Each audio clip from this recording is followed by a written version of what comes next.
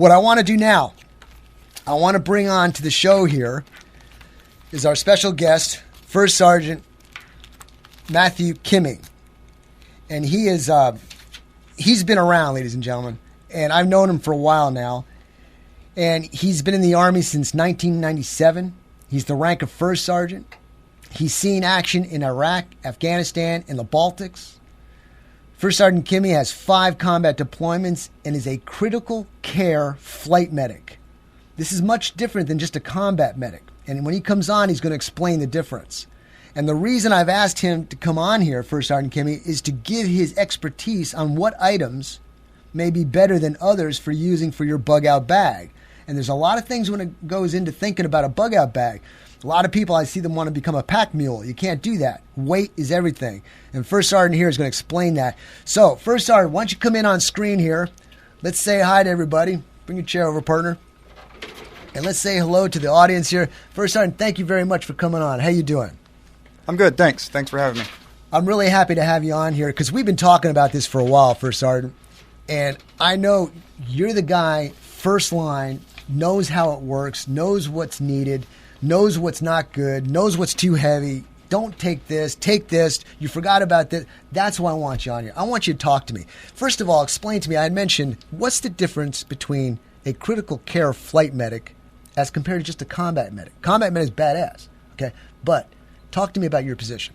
Okay, so that's pretty easy to do. So when I started out in the Army, I was a regular combat medic. I did that for 2 deployments and thought, I can do a whole lot more independent. So in order to be a flight medic or a critical flight medic, you got to be an independent operator because you're operating alone in the back of the aircraft. There's no help. And so we call ourselves help, and there's no help for the help. So if you get shot out of the sky or go down or get separated from the aircraft, that's it. You're on your own. You might have some ground guys to hunker down with, enjoy the fight for a little bit. Or your aircraft may PL somewhere, and it's just you and your crew, whoever survives the landing. If you crash, or you just might have a nice little. Let's take a pause on that. I mean, let's clarify. When you have a problem and there's help, okay. When you have a problem and there's no help, think about it. That's like driving down a section of highway 113 miles and there's no Exxon stations to help you out if you get a flat. You're on your own. Okay, this is the same principle that you're telling me. So you've got to know your stuff, right? Yeah, you're on your own. A hostile environment, or very austere. It's non-forgiving. So, like as we were talking about before the show, in the aircraft, I got my aid bag, and so I normally dismount with my rifle and my aid bag, and so it's not just medical supplies in my aid bag. I've got some other things, other little tricks, extra ammo, magazines. It's not just bandages. Then there's extra, IR strobes and stuff like that, chem lights, just in case I get stuck on the ground with the patient. And I've been stuck on the ground for quite some time before with patients, 3-4 hours in the thick of it. And then other times, so if you go down and you're able to get back to the aircraft, you have we all make our own bug-out bags, right? So in the bug-out bag, we have clothes we can blend in with the local populace, dried foods, I'll tell you what, first, hold on 1 second. Ladies and gentlemen, get your pencils and papers ready. What you're about to hear is going to be firsthand stuff that you need to know, write down, and make note of, because the bug-out bag is critical. It's going to keep you alive for those critical moments and times and hours when there's no help available. So pay attention. Get your pencils and paper ready. And First Sergeant, you've got about 10 minutes. I'm going to give the floor to you. Hit it. Okay. So we'll just for a few seconds talk about what I carry in my little small bag in the aircraft, and it's going to be some sort of communication. It might be a phone that's turned off until I need it. Like I said, some form of clothing, something for shelter, extra ammo, some food supplies, batteries, something to put water in, because I'm not going to be able to just stop and just be at a water supply all the time. I'm going to be moving and all the other stuff that goes on with trying to not be a sore thumb out there, amongst people that wish you harm, so you can stay alive. But when we talk about bug-out bags, there's no one set bag for everybody. There's no one set load plan, packing list for everybody. It's going to be different. And with that being said, don't buy your bag until you figure out what you're going to put in it. So if you buy a bag first and You come up with all this stuff. It might be way too much stuff, or you might have way too much bag and not enough stuff to put in it. So curtail it to your situation and what you're actually doing. So that being said, we're going to move to one of the other important things, water. So the human body can go 3 days without water. After that, you're just out of luck, so to speak. Food-wise, you're looking at about 30 days to 3 weeks. And, then your body just What was that? What's the saying, 3 days no water, 3 weeks no food? Isn't there a third part of that equation? Well, there is, but your bug-out bag essentially is supposed to last you for 3 days. 3 days, okay. 3 days. Because you carry, that much food and stuff, you're just too much weight. Let me make a comment. When I first went in the military, I was doing a survival course. I'm cherry, green. I've got a rucksack that I'm bouncing literally off trees. It's so heavy. I felt like a pinball in a pinball machine. If I knew then what I know now, that thing would have been streamlined. But I was bouncing off the walls. But go ahead. Absolutely.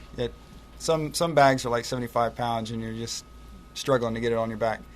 But when you pick a water container, stuff like that, it needs to be durable. It needs to be able to hold the food. I prefer stuff that collapses, so you get smaller and smaller with your space, and something that can hook to the outside if need be. Doesn't always have to go inside. And when you choose your bag, choose it to your environment. If you want to blend in an urban environment, make it something that's going to blend in, such as a Osprey pack that looks somewhat civilian. Or you can just go with the straight-up military assault pack, Well, nowadays, military is almost civilian, and it's so commonly bought by civilians, so I see what you're saying there. But as compared to a real tree camouflage that everybody has hunting, but if you get a digital camo, everybody's got that too, so I know what you mean. Absolutely. So when we talk about the water situation as well, if you can get a hydration straw or a purification straw, you can stick it in the water. It's got a filter. Some of them boast as they'll purify up to 99.9%. There's also the UV light that'll kill bacteria as well. And those are very small, lightweight, pretty cheap, pretty reasonable.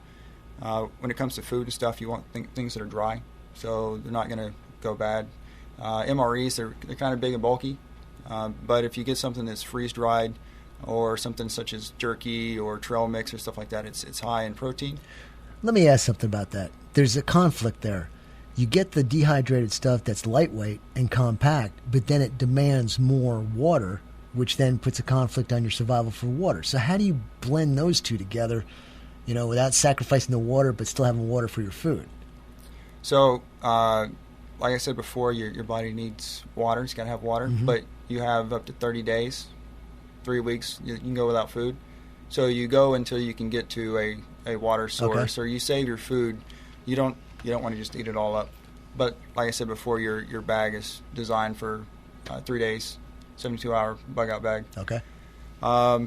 So food preparation, so protein bars, energy bars, you want a spork, not a fork or a spoon. A spork will do both things, mix.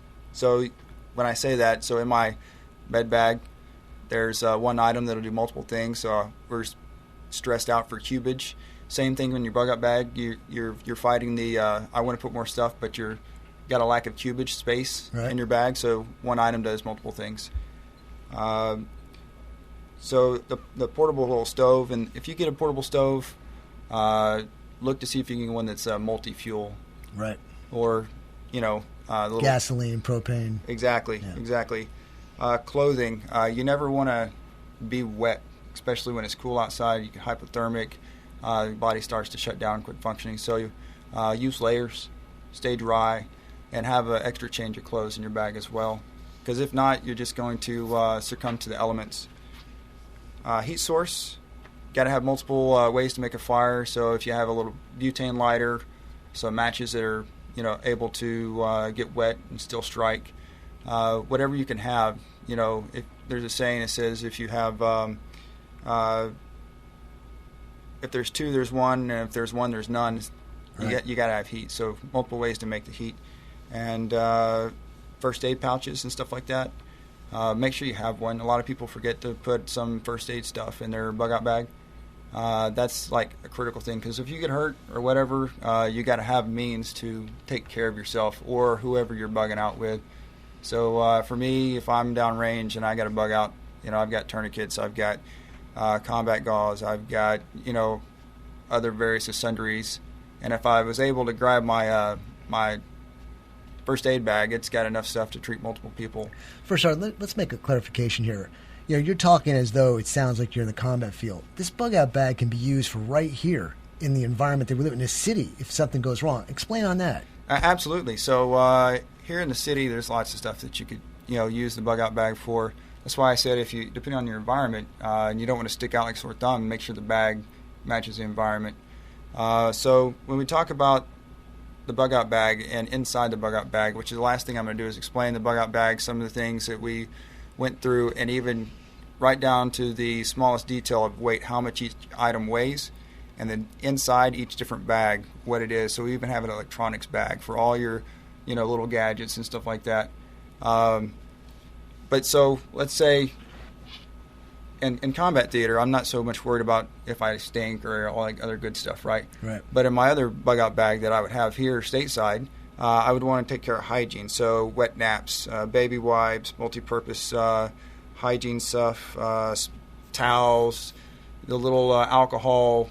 Right. I know what you're talking about. The it's not soap. The gel. It evaporates, yeah. Right. Oops, there goes some papers. Yeah, so there's lots of things to consider in the differenes between being in a combat zone and in a city zone. But go ahead. Right. So another thing you want to have here is a form of cash. So whether it be small bills, $2, $3, up to $500 in cash, other items that are rendered as barter, in that bag, you want to have it. And then if you're traveling in the city and you're going to have means to it, you can have these prepaid credit cards. You can buy and just swipe them, get your little resupply, move back out to your little hide shelter area. Let me make a comment about that. Somebody just informed me that there was some people going shopping at a local food store, and the credit card machines, ATMs, were all down. And you had these people using their credit cards to go, what do I do? What do I do? That's why we tell everybody, make sure you have access to cash or gold and silver or something, because if the digital money goes, you're out of luck. Right. Recall those travel aids. They help you get around. So even in a third world country, I'll have some form of their currency, some U.S. dollars as well. I'll have a GPS, emergency whistle in case I lose my voice. I can still, do that stuff. I'll have a radio. For us, we have different radios over there that talk cryptid and other means. And like I said before, my cell phone, you can have a prepaid phone or whatever. Turn it off, store it in the bag so it holds its charge for a long time. And then maps. You want to have like local maps of the area where you're going as well. Because your GPS batteries, they always run out. So Sure. That being said, lots of batteries. Batteries take up space and weight is... I want to make a comment, too. Tell me if you agree upon this or not. If you're outside of where you live 45 minutes to an hour, you now become a foreigner in that area, and it becomes a little bit more difficult. People think, I'm just going to bug out to a different location. Well, unless you know that location or you know people in that location, you become the stranger in that location, and things are different. So it's very important that you do know your local area, different ways to get from A to B, and just have a network of people to help you. That's a good little thing to have in your bug out bag too, is the knowledge of who you can go for assistance. Okay, go ahead, sir. Yeah, absolutely. You got to know the area, you got to know people, terrain, all that's key things.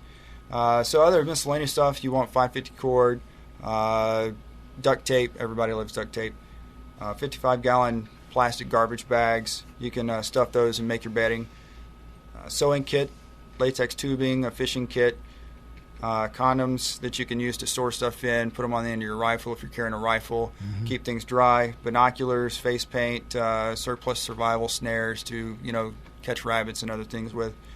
But before we keep talking about just other sundrious things you can put in there, I want to talk about an actual bag where we went and weighed each item, and it turns out to be 24.96 pounds. So that's roughly 25 pounds. And when we talk about weight is a very essential thing. So ounces equals pounds. And when you put a lot of weight on stuff, it's going to slow you down. It's going to make you bulky. It's going to wear you out. You're going to increase your food and water intake and everything else. And it's just going to slow you down and make you non-mobile if you have a whole lot of weight. So you want to be able to where you can go fast and go far. So it's thinking like a light fighter. Right. Light and tight. Yes, sir. So when we talk about bags, it's like a 72-hour bag, right? So I picked the Osprey Atom 65. It's kind of a large bag, more like a assault pack for us. It weighs 3.78 pounds. And then we went with a smaller bag that goes inside, a little survival bag for tools. It was 2.6 pounds. Electronic bag to put all your electronics in. It's about 2.5 pounds. And so we have a sleeping bag, compass, dry sack. It's 1.9 pounds. So that being said, those bags don't weigh that much, but they add up.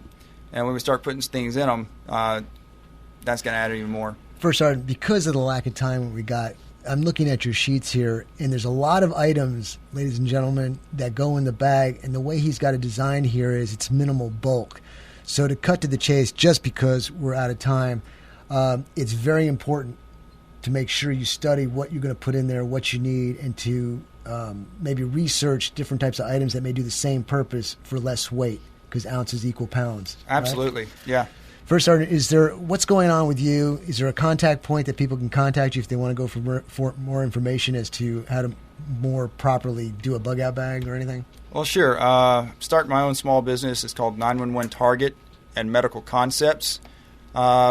Basically, we're mostly deal in medical stuff and training. We're going in September to train up some DEA agents and hoist operations. February, I'll be training up some DHS guys and medical stuff, so they're paramedics as well, so we'll be refreshing their medical training.